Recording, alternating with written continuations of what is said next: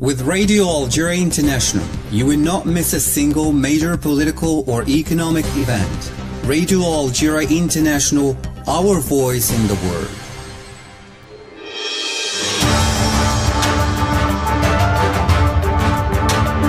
This is the English service of Radio Algeria International.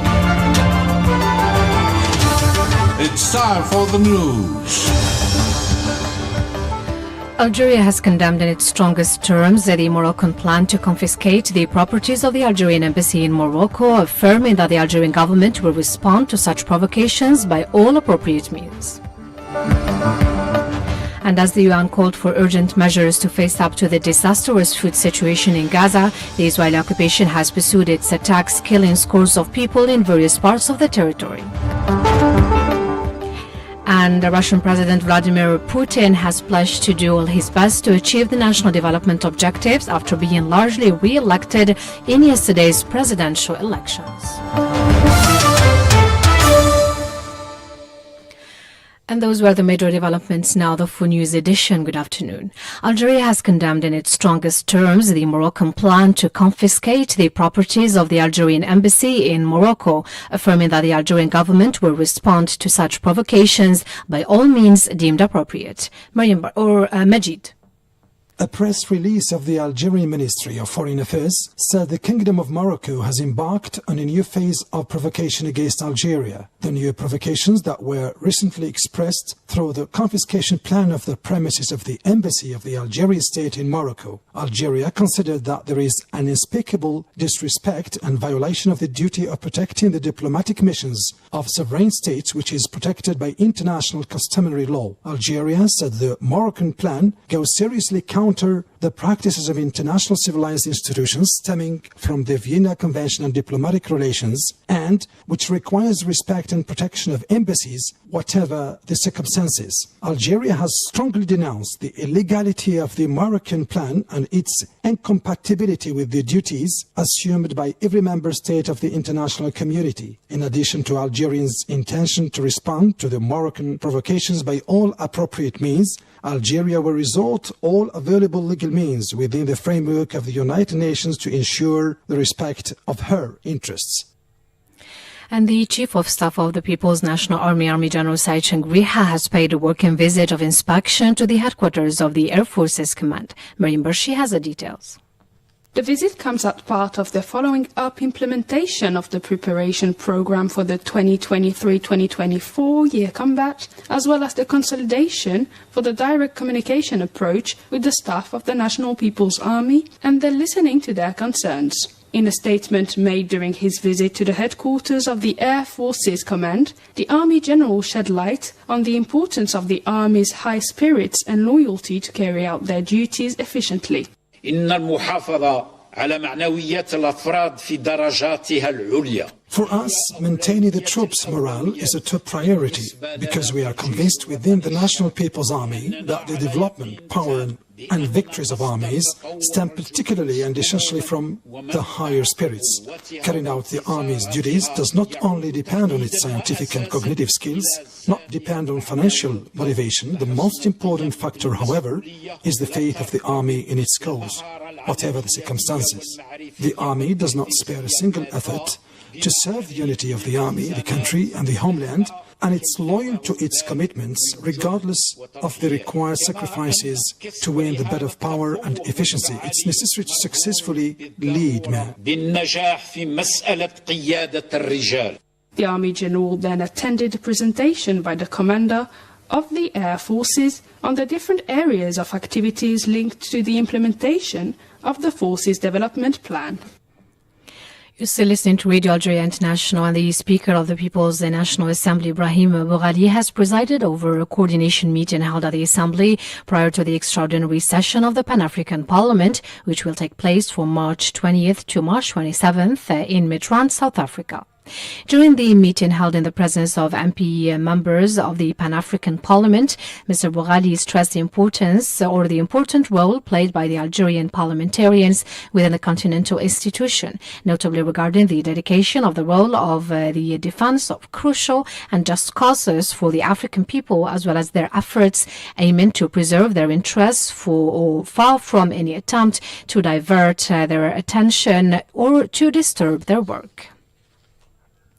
And as the UN called for urgent measures to face up to the disastrous food situation in Gaza, the Israeli occupation has pursued its attacks, killing scores of people in various parts of the territory. According to Palestinian sources, over 80 people have been killed and more than 110 others wounded in the Israeli bombardments that targeted the central part of Gaza. Meanwhile, Palestinian President Mahmoud Abbas said that preventing the Israeli occupation from assaulting the southern town of Rafah was an urgent priority. He called for more international efforts to force the Israeli occupation to reopen all crossing points to allowing aid to the besieged enclave. This came as the Israeli occupation ordered the evacuation of the population of Rafah, where fighting continued unabated, notably near the Al-Shifa hospital in Gaza. In the meantime, several UN agencies, including the World Food Programme and the Organization for Food and Agriculture, warned that unless urgent measures were taken, famine will prevail in Gaza's northern part. And in a report issued today, the UN indicated on the basis of the Acute Food Insecurity Classification, IPC, on which the UN agencies rely, that one inhabitant of Gaza out of two, representing 1.1 million, is confronted to a catastrophic food situation. In this connection, non-governmental organization accused the Israeli occupation of deliberately preventing the entry of aid into Gaza, including food and medical supplies, in violation of the international humanitarian law. In a report issued today, it stressed that despite its responsibility as an occupying authority, the Israeli occupation continued to block and systematically prevent any international and significant humanitarian response for Gaza. Still on the Palestinian issue, and EU Foreign Policy Chief Josep Borrell has said that the Israeli military campaign in Gaza has turned the territory into the world's biggest open-air graveyard. At a meeting of EU ministers in Brussels, Borrell said Gaza was before the war the biggest open-air prison, and now it's the biggest open-air graveyard. He said Gaza is a graveyard for tens of thousands of people and also a graveyard for many of the most important principles of humanitarian law. Borrell also reiterated his accusation of the Israeli use of famine as a weapon of war by not allowing aid trucks into Gaza. And the NGO Amnesty International has called on the American President Joe Biden to act and urge for an immediate and lasting ceasefire in the Gaza Strip and to put an end to the transfer of weapons to the Israeli occupying forces. Amnesty International made an appeal to the American president to end the Israeli genocidal aggression in the Gaza Strip. Amnesty recorded that more than 30,000 people have been killed so far by the Israeli occupying forces who use a lot of American-made ammunition in the besieged Palestinian enclave. Meanwhile, the Israeli genocidal aggression caused the displacement of 85% of the population in Gaza due to serious shortages of food, drinking water, and medicines. Meanwhile, 60% of the infrastructure of the enclave have been either damaged or destroyed. You still listen to Radio Algeria International, and to Russia now. Russian President Vladimir Putin has pledged to do all his best to achieve the national development objectives after being largely re-elected in yesterday's presidential elections. According to the Central Electoral Commission, Putin secured 87.32% of the votes after a counting of 95.04% of the ballots. The final results will be released on March 28th at the latest. China has hailed Putin for his re-election, saying it is convinced that the relations between the two countries would continue to progress. The spokesman of the Chinese Foreign Affairs said the two countries would continue to deepen the global strategic coordination and promote the relations between China and Russia. The UNICEF Executive Director Catherine Russell has said that the situation in Haiti is dire, adding that saying it is almost like a scene out of Mad Max movie, which depicted a violent and lawless post-apocalyptic future. Catherine Russell told the CBS talk show Face the Nation that Haiti is in a horrific situation, as many people there are suffering from serious hunger and malnutrition, and UN agencies are not able to get enough aid to them, with gangs controlling large parts of capital as well as key roads leading elsewhere. A recent United Nations report warned that Haiti, already hit by drought, natural disaster and a weak government, is facing the near collapse of basic services. The challenges facing foreign aid workers, some of whom had been attacked or kidnapped for ransom, were underlined on Saturday when gangs looted a UNICEF shipment intended to provide relief for suffering mothers and children.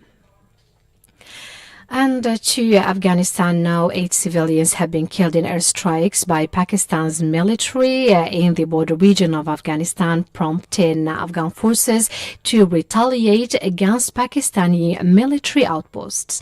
Border tensions between the two countries have risen since the Taliban government seized power in 2021, with Islamabad claiming militant groups are carrying out regular attacks from Afghanistan. You're also listening to Radio Algeria International, and back to national news now.